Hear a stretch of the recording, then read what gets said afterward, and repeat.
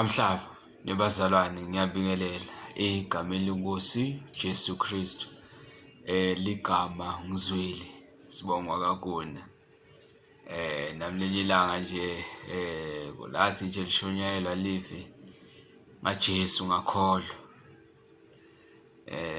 Njengokusho nje kweBhayibheli lapha naJeremiah makaloba nami nje nga-experience lento le experience ngiJeremiah nje makazi yena emavi la kwathi live lasimakazi nalitfolakala ngalidla labese laba invokodo kimi nakimi kunjalo nje bazalwane nje nasashonela nje laba invokodo kimi ngalithatha alizange lize lingandlule nje livi laNkulunkulu nje ngiyakholwa ukuthi Jesu waba ngumuntu bekaNkulunkulu waba ngumuntu wafa wavuswa wanyukela futhi ezulwini. Cha mhlaba begcine ngithala nje kwenda lama video kodwa ngokomusa uNkulunkulu nje ngimkhuleko lenkazimulo lenganginayo bazalwane nje seyiphindze yabuya nje futhi yangimbatha.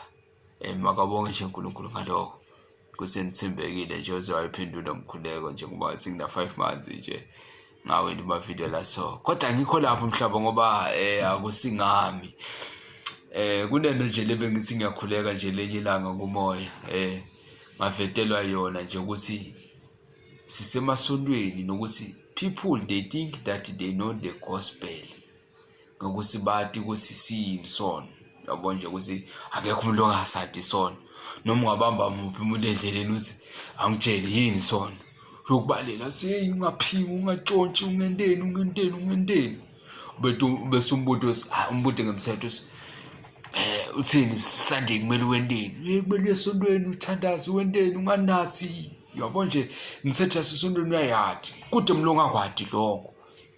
And then people they think because they have that knowledge and then they think that they know Jesus Christ and they have encountered Jesus Christ nokuthi bacabanga ukuthi bashunyayeliwe njalo. Mase sayibuka le mvo leyo nasemasontweni lena kufundziswa yona sikushunyayelwa yona nje ukuthi hey gcina lisabatha utawungena ezulwini fesibani loye. Yabona nje ukuthi lokho kushumayela mthetho kunalenye into la ikhuluma kuPaulus sathi uyifunza nje bazalwane mayelana nomthetho ukuthi masichubeka nje silokhu kanjanisa lokwanjanisa nje silokhu basifakela mthetho so ufuna vele ku-acta kuwo lo mthetho lowo. Uyabona salifunza nje bazalwane kodwa nje livezi nje lelitriggerishe lenvo lena nje salifunza nje litholakala laphana kuJohane ivangeli nje ngokukaJohane nje yachaza khona Johane nje yachaza ukuthi kahle kahle Jesu bheka ngibani ungibani. Hey so liqala verse 14 bazalwane nje la ngivangeli ngokukaJohane 1 verse 14 lesona live waba ngumuntu wahlala kanye nathi agcwele umusa neliqiniso okay sayibona inkathimulo yakhe lengiletshele yedva kuyise Johane wafakaza ngaye Johane umbhaphatisi ngelofakaza ngaye amemeda athi nguye lona likhuluma ngaye ngisi lowo lota emva kwami mkhulu kunami ngoba yena abekhona ncandi kunami ngobe ekupheleleni kwakhe sonke saphiwa umusa etuwe musa. Useyabhala nalivesi lisilona umthetho waniketwa ngaMose umusa neliqiniso kwavela ngaJesu Kristu. Yabona usiyabhala nje ukuthi umthetho waniketwa ngaMose sisi masibuka lendzaba yemthetho naye Mose nje ngoba nguyilo abaniketa umthetho wabona seyi yabantu laba engeke kuyona nje kubaneta umthetho akubasithi indzawo wasimaka satofa wasena into letansita abafowethu baka-Israyeli ukuthi nje uNkulunkulu atshintshe inhlitiyo yenu akhiphe nje lenhlitiyo lelitshe lena afake inhlitiyo yamoya ngoba lethi inhlitiyo tabo nje tatilikhuni when it comes to ukulalela uNkulunkulu.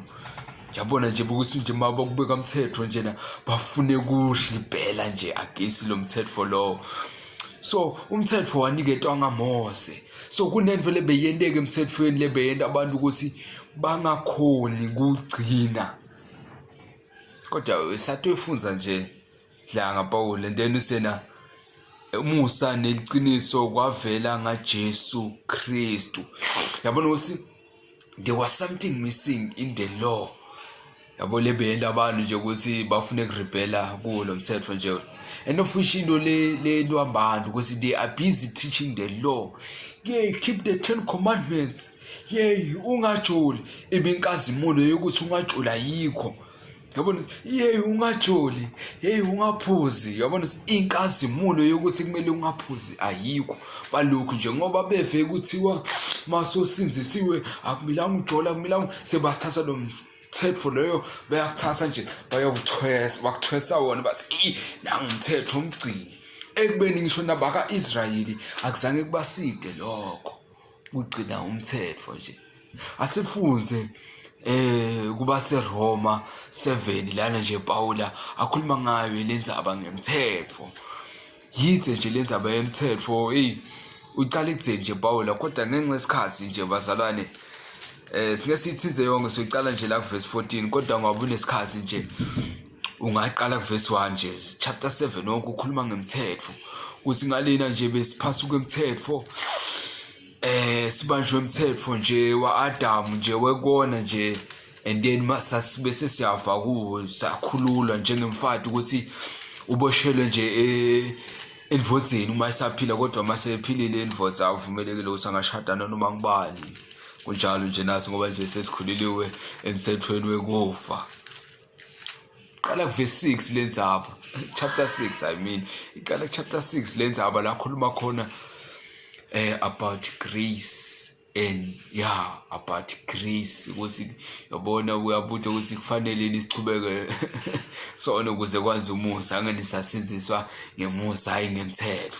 So iqala lapho nje ninathatha soyibeka ku verse 8 achubeke naye ebe chapter 9 and then kodwa manje batoyike emkhathini nje without understanding the whole book noma the whole letter to the Romans in context. Kulungile mhlaba ekheke asilifuze umsebenzi wamapostoli after yona incwadi yamaRoma nali kuba seRoma chapter 7 verse 14 sihloko sisona kuphambana kwemthetho wamoya nemthetho lokumuntu. Uthena siyakwati ukuthi umthetho wamoya kodwa mina ngumuntu wemhlaba lothengisiwe esonweni. Nkosi yami lokho lengikwendako ngiconzi ngoba lokho lengikuthandzako angikwendi kodwa ngenda lokho lengikutondzako. Nangabe ke ngikwenda lokho lengingakuthandzi nangabe ke ngikwenda lokho lengingakuthandzi kukwenda ngiyavumela umthetho ukuthi ulungile.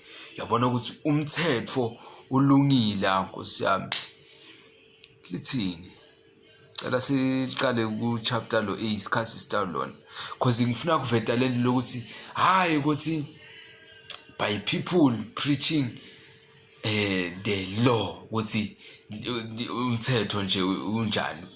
Angiliqale ku chapter 7 ngiyacela nje mhlaba lisona post singeke siyakuthi umthetho uso Nkosi yami ngilifunze lonke angisele ngilifunza lonke mhlaba ngeke ngixolele. Okay lisona bazalwane verse 1 manje solifunza lonke right kuba seRoma chapter 7 verse 1 sihloko kukhululeka emthethweni.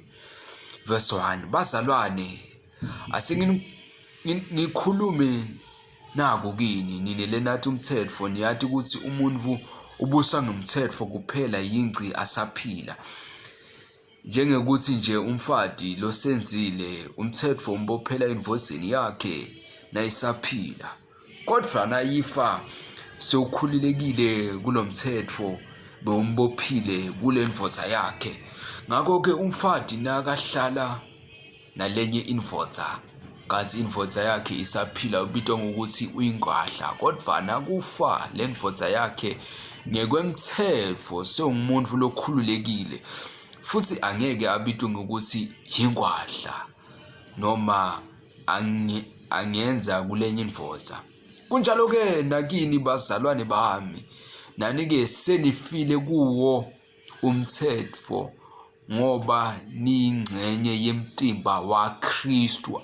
Nkosi yami, umthetho wetangamosi, kepha umusa nekulunga nje neliciniso kutanga Jesu. And then usena kanjalo-ke nani bazalwane senifile kuwo lo mthetho waMose.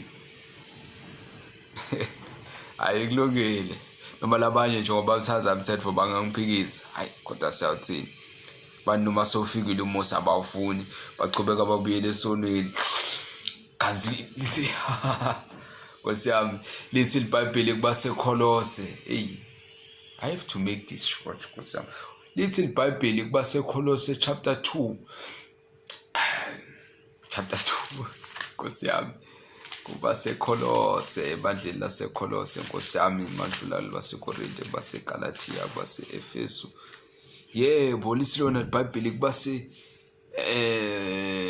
Kolose 2 verse 17. Lithi lona asiliqale verse 16. Lithi lona ngakho-ke akubethe umuntu lona ilahla ngekudla nangekunatha noma ngemikhosi nangekwethwasa kwenyanga noma ngemasabatha. Lokho bekusikufundi nje salokho bekuda lokhu ngiko sibili ngilokhu kuKristu. Yabona nje tonke letindo leto nje, it was a shadow of what was to come. Ngoba Jesu nje sofikile wafufila nje lokho libe kufuna ngumthetho. Asisekho sidingo nje sokuthi siphinde silanzelele umthetho, because lenvo lebe yenda ukuthi kube nesifundi seyifikile. Asisekho sidingo sokuthi siphinde siyolanzelela umthetho. Kodwa bengafuna ichaza lokho. Nkosi yami, asichubekeni. Kunjalo-ke nani-ke bazalwane bami, nani-ke senifile kuwo umthetho ngoba niyingxenye yemtimba waKristu.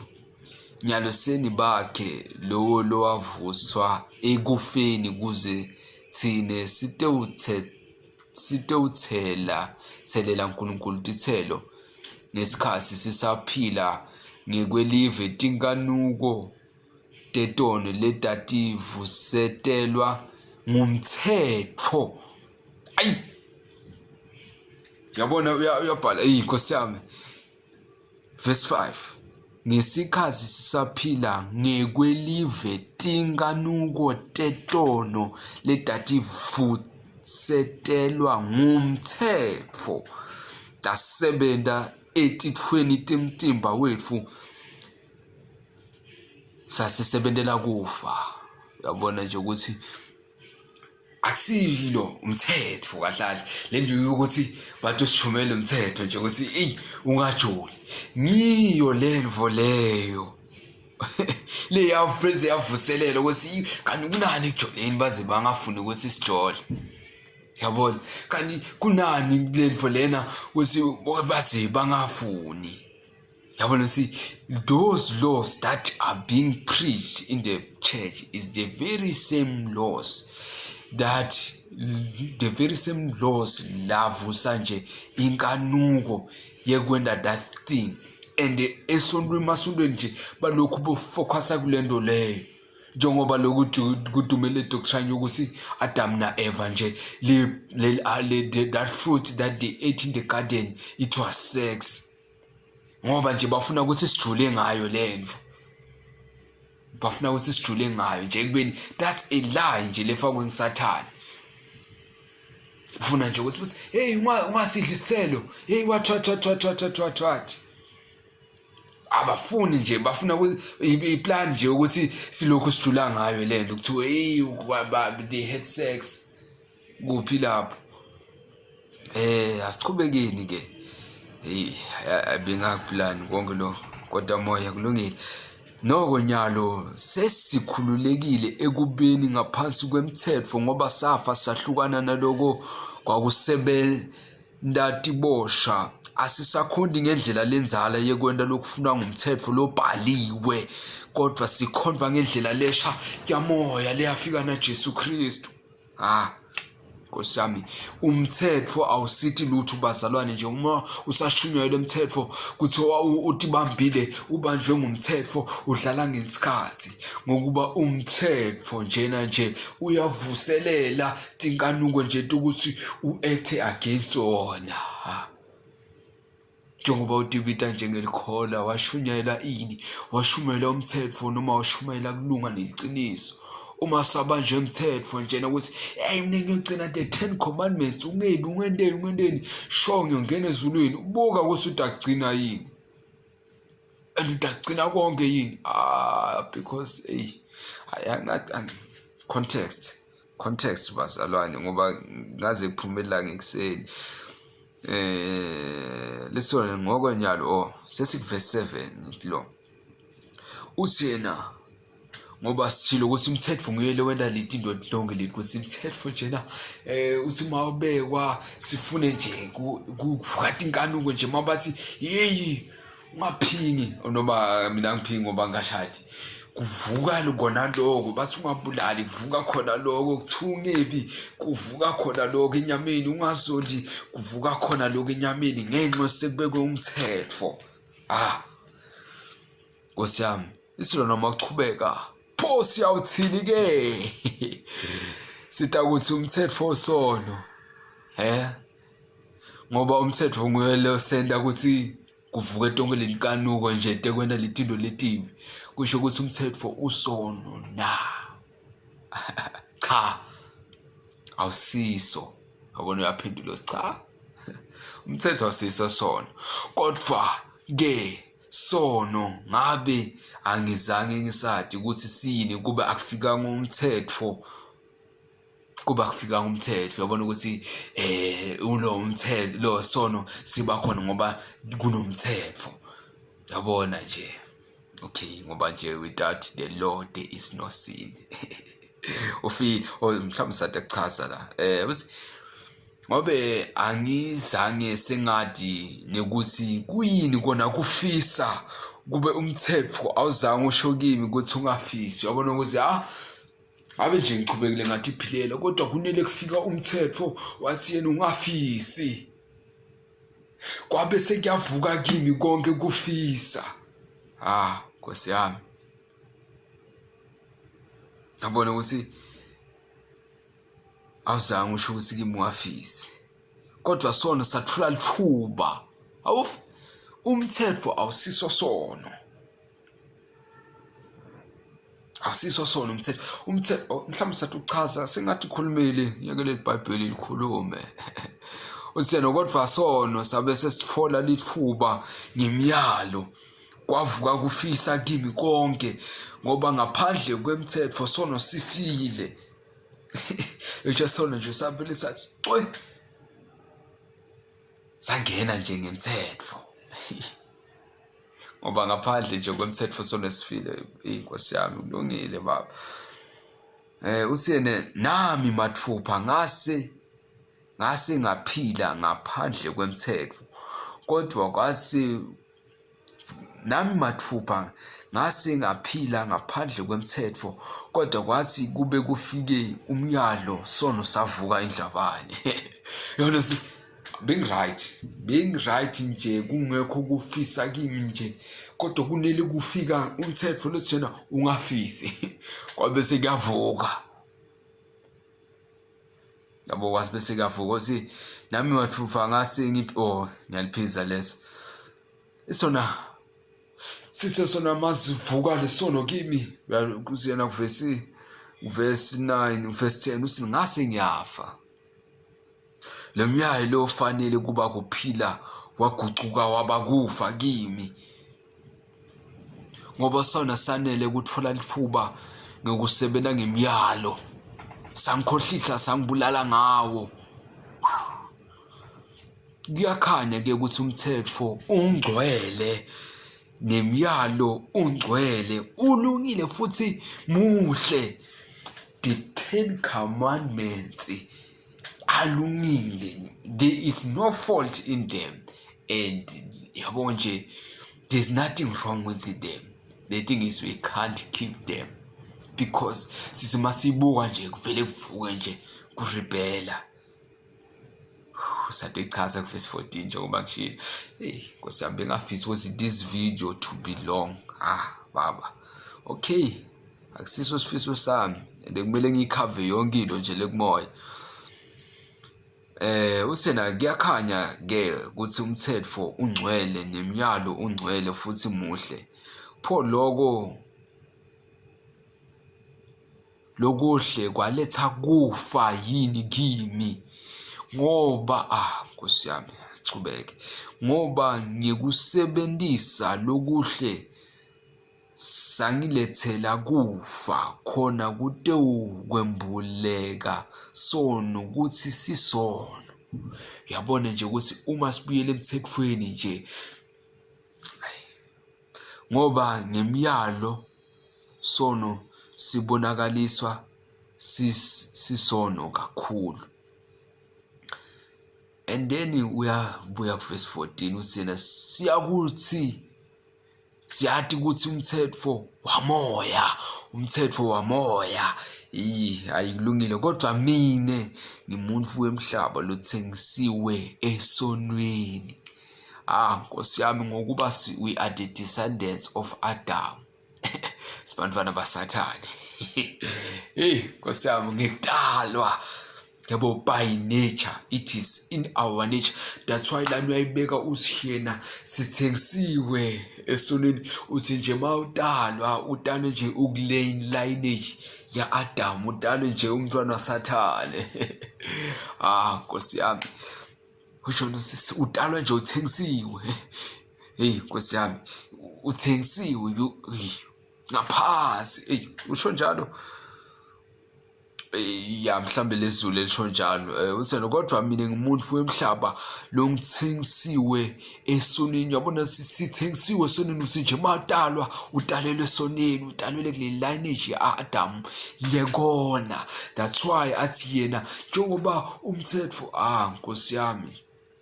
Alright, bangitshela ngestorage la.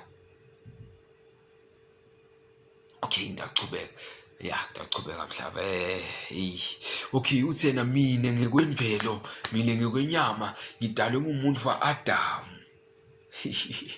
Ngathengiswa nje ngithi ngitalwa nje ngiphansi kwesono. Yabona ngithengisiwe kulo mthetho wesono. Uthi yena ngoba umthetho wamoya waNkulunkulu wamoya. And then mine kodwa siyachubeka.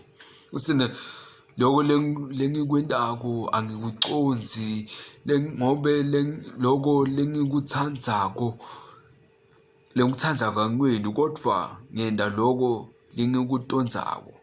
Nangabe ke ngikwenda lokho lengingakuthandzi kukwenda ngiyavumela umthetho ukuthi ulungile, kepha ke akusesimi lona lo wenda lokho kodwa sono lesihlala kimi. Ngoba ngiyathi ukuthi kude lokulungile lokuhlala kimi ngisho emtimbeni wami, noma sifiso sikhona kimi sekwenda lokulungile kodwa ngithi imandla ekukwenda ngoba sizathu ngithengisiwe esonweni, noma nje kukhona kufisa kwenda something that is good lengitshela umthetho wemoya.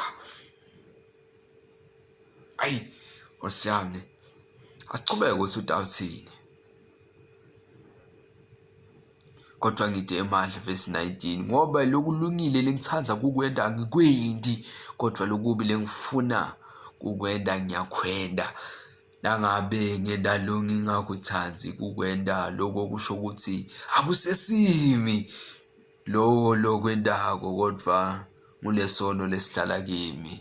Yabona nje ukuthi wonke umuntu Nkosi yami nesono lesihlala kimi. Ngako ngikhanza ukuthi kunemthetho losebenta kimi. Nangifuna kwenda lokulungile lokubi kunami shaqa.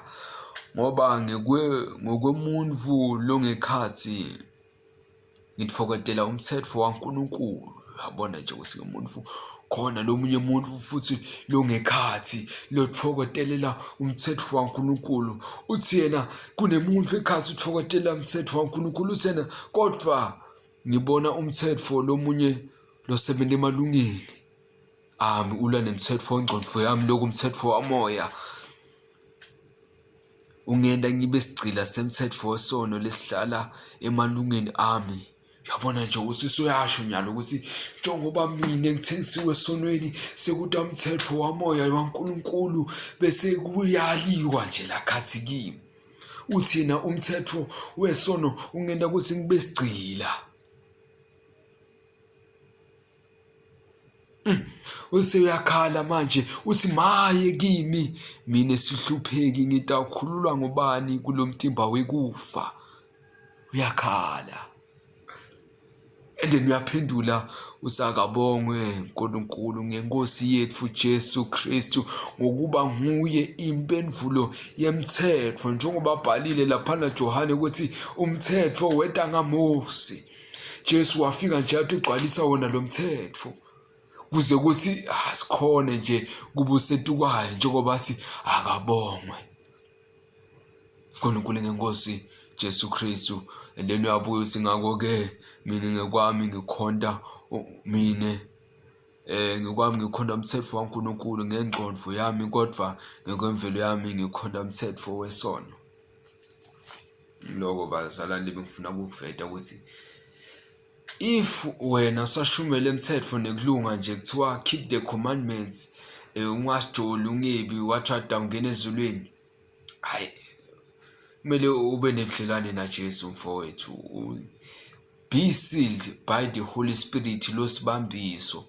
Uyabona nje, and then people they think because they know sin and the law, they think that they know Jesus. They didn't even know the real experience of the Holy Spirit, and then they think they can conclude and say like, right Jesus ubeka nje wende indodaka right, because bantu balokhu bathi livangeli ngiloko nje kuthiwa livangeli umthetho, you must not drink, you must not do what akulona livangeli lelo bafowethu.